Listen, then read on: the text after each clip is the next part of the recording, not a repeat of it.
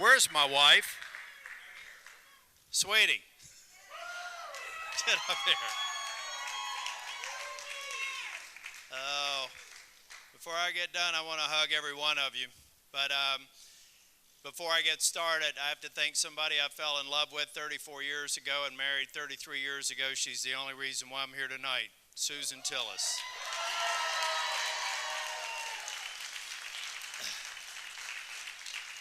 We were back at the house watching the returns, and I've decided long time ago that I don't have to get nervous because I can outsource it to all my family members, Susan being first among them. I call her my own Carla Rove. But I want to thank you all for being here. I'm sorry it took so much time. We were holding up a little bit to hear from my opponent. But we decided we wanted to come over here and talk to you all because what we accomplished tonight was a stunning victory. And we did it. We did it against all the odds, right? I mean, have we heard this before? You're down in the polls, there's no chance of winning. And I believed in every single one of you. Every single one of you did it. If you think about the margin of victory tonight, doing our part to save the Senate. It happened because of the individual effort of thousands of people in North Carolina, knocking on doors, making phone calls, getting the message out, letting everybody know that the truth still does matter. Letting everybody know that character still matters. And let everybody know that keeping your promises still matters.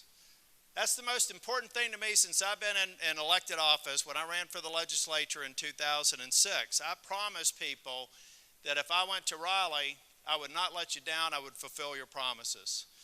Then we got a majority, and thank goodness tonight I hear that my colleagues in the State House and the State Senate are faring pretty well now as well. Thank God. And I also want to congratulate other statewide offices because we've mounted some victories tonight. Why did we do that? Because we continue to deliver results, because delivering results still matters. And Republicans made promises to the voters of North Carolina, and we have lived up to those promises and exceeded those promises. And ladies and gentlemen, I'm here to tell you tonight, with 6 more years in the U.S. Senate, I will work tirelessly to make sure that we continue to provide opportunities and continue to fulfill promises and continue to make this nation and this state as great as it can possibly be. I want to tell you all too, I told everybody that I was carrying a heavy burden. Most of the, how many staff do I have here? Folks that have worked with me closely. Yeah. Thank you all for all you do. Do many of y'all recognize me as somebody that's particularly stressful? No. I don't really experience stress, but I did have a heavy burden on me, thinking that North Carolina could be the majority maker for the U.S. Senate. And I told people across this state that they needed to carry that same burden. And in the election today, they proved to me that they were willing to carry that burden all the way to victory tonight. And we need to thank all of them for what they did.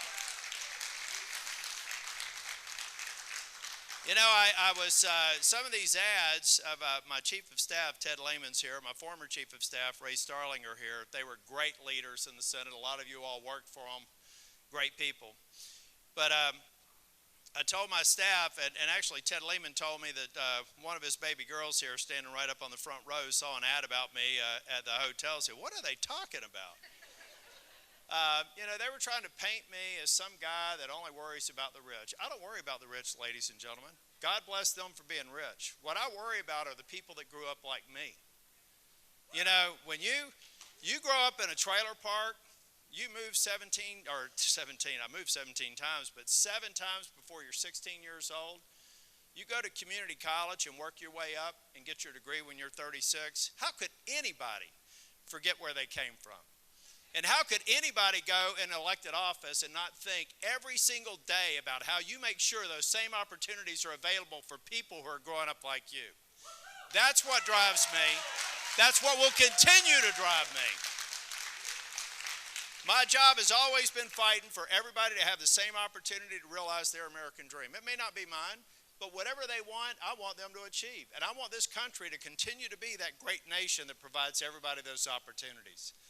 I've done it for as long as I've been in public service, and I'll do it for as long as I'm going to be in public service. Now what we have to do is look ahead. We're going to go back to Washington next week, and we've got to recover from COVID. But now I'm absolutely convinced we're going to have the right numbers to do that. We're going to make sure that we get the vaccine out. We're going to make sure that we kill this virus and what it's done to this great nation. We're also going to make sure that schools can open, that businesses can open, and that everybody can get back to the great environment that we just had back in February. We can do that, and we will do it. But I also have to say tonight, I'm going to go back home tonight, and I'm going to watch the election results, and I am praying that President Donald Trump gets reelected. Is there anybody here, I've asked this of crowds of almost 30,000 in Hickory just a few days ago. Is there anybody here, if you could think of one promise that Donald Trump made that he hasn't kept, raise your hand. Not one. He said he would cut taxes. He said he would cut regulations. He said he would hold China accountable. He said NATO had to pay their fair share. He said, I'm done with Iran having any power. He said that people that kill Americans, like the leader of ISIS in Soleimani, I'm going to take them out. Is any one of those promises still left unkept? No. President Trump and I have probably different styles. But there is no daylight whatsoever between his commitment to the American people and realizing the American dream in me. And tonight,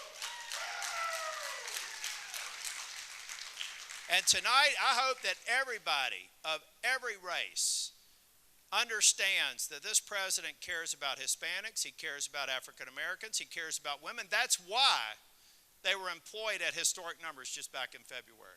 And that's why, when he gets reelected, they're going to be back at that same point in a very short period of time. But tonight, let's pray for this nation. Let's pray that we can heal. Let's pray that we can have a peaceful transition of power. Let's make sure that we're magnanimous in victory, because that's what we should do. And then let's make sure that we go back and every single day be obsessed with making sure that every American has the opportunity that so many of us have had to realize our American dream. Thank you all. God bless you. And thank you all for the great work that you've done.